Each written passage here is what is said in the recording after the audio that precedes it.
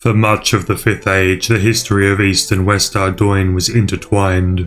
It wasn't until the year 136 of the 5th Age, when King Althus, the king of the time, died in a hunting accident, that the brothers Lathus and Tyras took over control of Ardougne.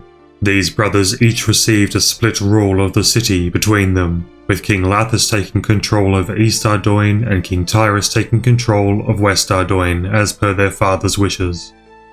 Though not popular at the time of his crowning, King Tyras expanded the rule of West Ardougne further westward into the Galapagos Mountains, while also uncovering the underground pass. Unable to pass up the chance to venture into the long-separated elven lands, King Tyras and a group of his elite soldiers left the city to discover what might be found. During his absence, the city went into decline while the city of East Ardougne grew and prospered. The city of West Ardougne was left in the hands of King Tyras' subordinates, who were not experienced with ruling a city. When the king finally did return to his city to resupply and recruit more soldiers, he found his popularity plummeted even further. After he left the city once more, the underground pass fell to darker influences and the city itself was swept with plague. King Lathus of East Ardougne worked quickly to set up a barrier between the cities and to section off West Ardougne so as to prevent the spread of this plague. The mourners were set up to treat and quarantine the infected citizens, while the wall kept the population of East Ardougne safe. Though much of the talk of the plague is rumour in East Ardougne, some events have started to cause panic, with plagued sheep and the talk of interaction between two sides of the city. Though hesitant, Citizenscape has promised Edmond of East Ardougne that he would look into the disappearance of his daughter, Elena, in the city of West Ardougne. While in West Ardougne today, we will need to complete the Plague City and Biohazard quests. We only have one achievement to do today, and that is to enter the combat training camp north of West Ardougne after the Biohazard quest. We will be looking to smith items on the anvils in West Ardougne, cook on a fire in West Ardougne, and fletch steel arrows using arrow tips bought from the armory. For combat tasks, we'll be looking to defeat an ogre in the training camp and a moss giant outside of the camp, using range combat. Finally, for our miscellaneous tasks, we'll be praying at the altar in West Ardougne, making a purchase in the West Ardougne General Store with Chadwell, and finally, making a purchase at the armory in the combat training camp. With all that in store for today, let's begin.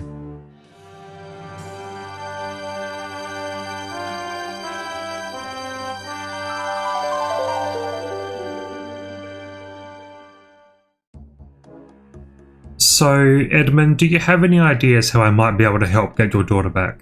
Well, if you're going to head into the West Ardougne, you're going to need protection from the plague. My wife made a special mask for Elena with dwellberries wrapped into it. They're said to help prevent the spread. Okay, I can get some dwellberries. I have some protective clothing too. Great! If you bring the dwellberries, my wife will fix up your mask. Once we're protected from the plague, we can cross into West Ardougne with more safety. We grew some dwellberries in the bush patch near the monastery to the south, so we can retrieve some of them from the bank. Bringing them to Edmond's wife, Alrina, she prepares the mask for us, warning us to wear it at all times in West Ardougne, lest we catch the plague. It's not the height of fashion, but its function should be of more use to us. Okay, Edmond, I've got the mask now. How do you plan for me to make it into the city? That's good. I've been researching and the city sewers look to have been built prior to the split of East and West Ardougne. If we can make our way into the sewers, then we should be able to cross right over. The sewers? Gross. How are we supposed to get into them anyway? Well, from what I can tell, there should be a way down right below my garden patch. We'll need to dig down, but the soil is hard as a rock. A couple buckets of water ought to soften it up. Okay, I'm on it. We grab a nearby bucket from Edmond's yard and fill it up in the kitchen, pouring it on the ground until it's soft enough to dig through. Yeah, that should do it. Okay, now what? Grab that spade there and dig us a hole, would you? I'd help, but my back's not what it was. Grabbing the spade, we dig, finding ourselves in the sewers below East Ardougne. I think that pipe over there leads into the western city. Checking it out, we tug on the metal grill, but it won't budge. The pipe there is blocked by a metal grill. It's going to take more than just me to pull it off. I know. Go grab a rope and we'll do it together. Make sure you're ready to get into the city after that. Okay, I'll grab my protective clothing too. Oh, while you're up there, there's a picture of my daughter in our house. If you take that with you, it might help people to identify her. Resurfacing, we grab the picture off the table and make our way to the bank to grab a rope and our clothing. Once we return, we squeeze our way back down the hole and attach the rope to the grill. With Edmond's help, we pull on the rope, managing to tug the grill off of the pipe. Edmond suggests we find a man named Jethic, a friend of the family, who may be able to help us. Gearing up, we climb out of the sewers and take our first steps into West Ardougne. The city is sad. Houses lie in ruins and people walk the streets aimlessly, sick and underfed. Eventually finding Jethic, we show him the photo of Elena, and he thinks that he's seen her with the Renison family, telling us where they can be found. We make our way over to their household, looking over all the tragic desolation of the city. While the Renison family aren't happy to let us in right away, we've also bought a book that Jethic gave us to return, so they let us in to return it. Talking to Ted Renison, he confirms that Elena was staying with them up until about a week ago, when she was going to return to East Ardougne. Upstairs, their daughter Millie says that she saw the mourners grab Elena and drag her into a building to the southeast. This is all very concerning. If Elena was working to heal people, why would they want to kidnap her? We make our way to the house with the black cross and no windows that Millie mentioned, where we're stopped by a mourner telling us that the house is a plague house. We aren't allowed in without permission from the head mourner or the city warder, Bravek. We chat with the clerk in the civic office. We're only able to get a meeting with Bravek after stressing the urgency of the situation. Bravek is hungover, however, barely able to hold a conversation. He gives us some scribbled notes of a hangover cure, like we've previously made for Skippy. It seems like we're not getting anywhere until he's cured. A hangover cure calls for chocolate dust, milk and snape grass. While we've purchased chocolate dust last time from the baker's store, we don't have milk or snape grass. The only place we know to get snape grass is the Hobgoblin Peninsula near Remington. Taking the boat from Ardougne to Remington, we grab some snape grass near the Hobgoblins, then make our way to the cows at the crafting guild to obtain some milk. Stopping over at Falador, we grind the chocolate and put it all together to make the hangover cure. Returning to Ardougne, we head back through the sewers to West Ardougne, then give Bravek the hangover cure. In exchange for making him feel better, he agrees to give us permission to enter the house with a warrant signed by him. Despite the signature, the mourners argue as to whether or not this is allowed. During their confusion, we just slip into the house. Heading into the basement, we find Elena trapped behind a locked door with no plague symptoms. Hey you. Yeah you. Get me out of here, would ya? You Elena? Your father sent me here to rescue you. Great. Get me out. Well, I would, but the door's locked. I don't have the key. I'm sure I heard them stashing it somewhere upstairs after they locked me down here. Go have a look. Heading back upstairs, we search around the crates and barrels, eventually finding a key. Returning to the basement, we unlock the door and allow Elena to escape. She tells us that she was heading back to East Ardougne with plague samples to attempt to diagnose a cure. We tell her to escape through the manhole that we entered through before we follow on after her. Oh, Citizenscape! You made it back. My daughter, she's returned also. How can I thank you enough? It's nothing, really. I'm always happy to help. Please, take this magic scroll. If you study it, you should be able to teleport to Ardougne if you're a skilled enough mage. It might come in handy. Oh, thank you. Oh, you should go and see Elena too once she's settled back in. I'm sure she'll want to thank you too.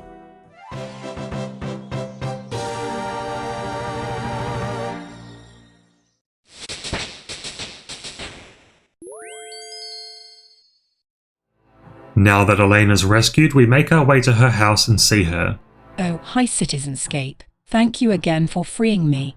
Of course, I'm glad we managed to get you back. Your father was worried sick. We thought you might have caught the plague while there. It's a good thing that you didn't. I had my mask, thankfully. I had started to research the plague to find a cure while I was there. Oh, did you manage to find anything? No, I didn't. The mourners took my distillator when they captured me too. They took it to their headquarters to the northeast of the city. I might have been able to do something now if I had it. If there's any chance of curing this awful plague, it's worth the risk to get it back to you. You would do that? Of course. That's great. It's not going to be easy though. The mourners discovered the tunnel and blocked it off. You'll need another way over the walls. Okay, well, you managed to get in by yourself previously. Any ideas?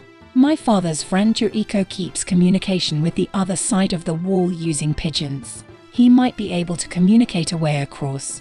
Okay, where can he be found? He lives just across the river, north of the church. With a mission to cross the wall, we search out Jericho on the other side of the river. He tells us that his messenger pigeons can communicate with the other side of the wall to help us get over. With someone waiting on the other side of the wall, they've planned a rope ladder to get us over. We meet with Jericho's friend in East Ardougne, Omart, who waits for us on the southern side of the wall. He tells us that his associate Kilron in West Ardougne is ready to help get us over, but the mourners in the tower are keeping an eye out for anyone crossing the wall. We're going to need a distraction if we're going to cross over.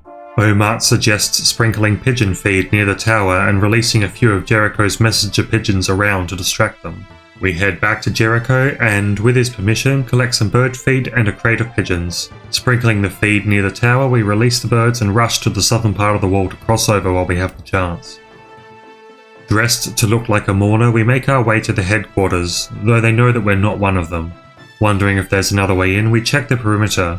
On the west side, we find a gap in the fence that we can squeeze through, passing by a cauldron of stew and finding a back door. The back door is locked while the mourners prepare to eat. This gives us an idea. Taking a rotten apple we find, we place it in the pot and squeeze back through the railing. Waiting a while, we return to the front entrance and the guard tells us that the people within are sick and need a doctor. We offer to fetch a doctor, but we're told that the only healer in the city is a nurse living near the chapel to the south. We make our way down to the house and talk to the nurse, who tells us that the people here don't seem infected with the plague and that she's not coping with the confusion. Instead of the plague, the living conditions of the city are the greater problem. How odd. Still, we need a way into the mourner headquarters, so we grab a medical gown from the cupboard and make our way back, successfully convincing the door guard that we're a doctor. We check through the headquarters for the distillator. The trapdoor down is locked, so we head up instead. Upstairs is a cage filled with supplies, locked behind a gate. The guard on duty here holds the key, so we knock them out and grab the key, unlocking the door. Searching through the cage, we eventually find the distillator for Elena, quickly making our way back out of the headquarters. From this side of the wall, we can return back to East Ardougne through the sewer system, clearing out the blockage and making our way back through Edmond's garden. Elena, I'm back. I've managed to retrieve your distillator too. That's great. Now I can run some tests. Elena tests out a couple of samples before looking confused. I don't understand. The touch paper hasn't changed colour at all. Okay, what does that mean? Is that bad? I'm not entirely sure. My old mentor in Varrock would know. His name is Guido. Would you be able to take some samples for me to him? Yeah, sure, I can do that. Great. You'll need to drop by the chemist in Rimington too. We'll need more touch paper. Okay, I can do that too. Oh, one more thing. The last time I visited Varrock, someone told the guards that I was carrying plague samples. You'll have a hard time getting all of the chemicals through on your own. It'll look suspicious, especially with the touch paper. Wait, so how am I supposed to get all this to him? The chemist in Rimington has been managing to get things through to him. Perhaps ask him. We need to get to Rimington and see the chemist. The fastest way is via ship here in Ardougne. Rushing into the chemist, we explain our situation. He gives us more touch paper and suggests that we utilise Da Vinci, Hops and Chansey outside to smuggle the vials into the city. They're regulars at the inn within the guarded section of Varrock, so they can likely get past with a vial each. We hand each of them a vial and teleport to Varrock to wait for them. With only the inconspicuous plague sample bottle and touch paper, we don't pose an obvious suspect to the guard at the gate, and we're allowed through. Looking into the bar, Da Vinci, Hops and Chansey beat us here. How? We teleported. They must be fast. We collect the vials off of them and make our way to Elena's mentor. His wife won't let us in to see him, stating that he's sick. She says she'll only let a priest in to see him. Has the plague spread this far? This is urgent. We've seen priest gowns in the fine clothes store here, so quickly buy a set and return, posing as a priest. Making our way into Guido's room, it's not as bad as all that. He only has a sniffle. We hand him the plague sample, touch paper and the vials so that he can perform the experiment. He comes to the same result as Elena. The touch paper doesn't change colour. Guido comes to the conclusion that the sample of the plague must not be toxic, given no change to the touch paper. The plague is then concluded to be a hoax. But why?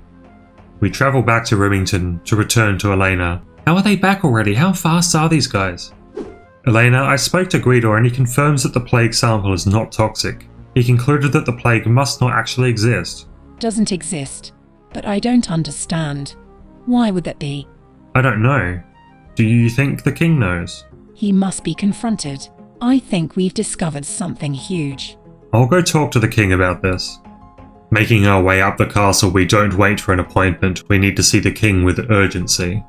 Your Majesty, I've been involved in researching the plague to help find a cure, but the plague, it's non-existent. Ridiculous. What would make you say such a thing? We've tested the samples. I have evidence from Guido and Varrock. There's just no plague. Listen, Citizenscape. I know. The plague is a lie, but I had a good reason. You already knew? Yes. I had to build up a wall between West Ardougne and the rest of Kandarin, and this was the best way to do it. But I don't understand. My brother, King Tyras, he's attempting to unleash a great danger that could threaten my city and the world beyond it. What sort of danger? When my brother was on one of his expeditions, he was captured by forces of the Dark Lord. The Dark Lord agreed to spare his life so long as he drank from the Chalice of Eternity. Dark Lord, Chalice of Eternity? I'm not sure I follow. The Chalice corrupted him and he joined forces with the Dark Lord. Now he helps spread the Dark Lord's evil will. You say the Dark Lord, as in Zamorak? That can't be good. So you see why I had to do what I did. I can't trust the citizens of my city and the world beyond. So why not just tell people the truth? They would never believe it. I'd be accused of coveting my brother's throne, then everyone would be in danger. The lie was a necessary one to protect everyone. So that's why you have so many forces set up here in the castle, right? To defend the city if the Dark Lord were to attack. Yes, that's right. Listen, Citizenscape. My brother is away from the city on one of his campaigns right now, but while he's still at large, you must keep this a secret. We can't bring the wall down until the danger is no longer present. I've heard that you are a man of your word. Yes, Your Majesty, I promise to keep this secret. Very good. I'll allow you free access to West Ardougne. You're welcome to use my training camp to the north of the city too. Well, thank you, sire. What could be done about your brother, though? I hope that one day, when I have gathered enough forces to match him, we can brave the dangers of the underground pass and take the fight to him. When the time is right, will you help me? Yes, Your Majesty, whatever it takes.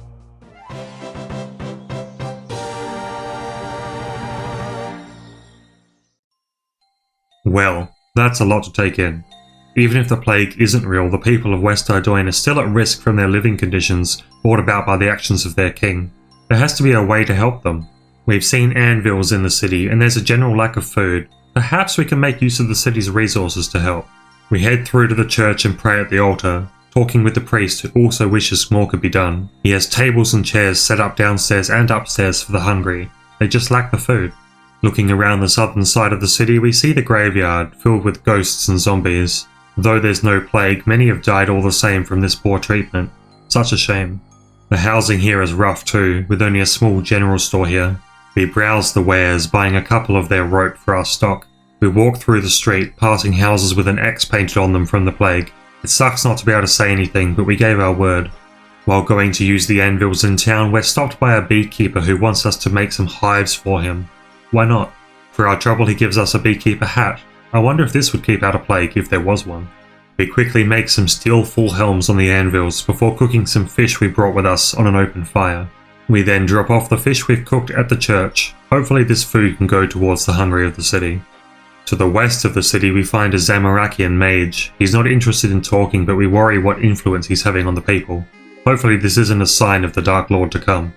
The king told us about the underground pass. It's far back in the city, dug into the mountains. It's a dangerous place, but we've promised to go through it when the time is right. Making our way out of the city, we check out the training camp that the king mentioned. A few soldiers are training here, using captured ogres to train on. One of the buildings at the back is an armory selling weapons and arrow tips. We'll need to come back with money. Attacking the dummies, we're able to get 6 lots of 50 attack experience before we have nothing more to learn from them. Let's go grab that money. Geared up for range and bringing money, arrow shafts and feathers, we make a purchase of arrow tips from the shop and fletch a bunch of steel arrows.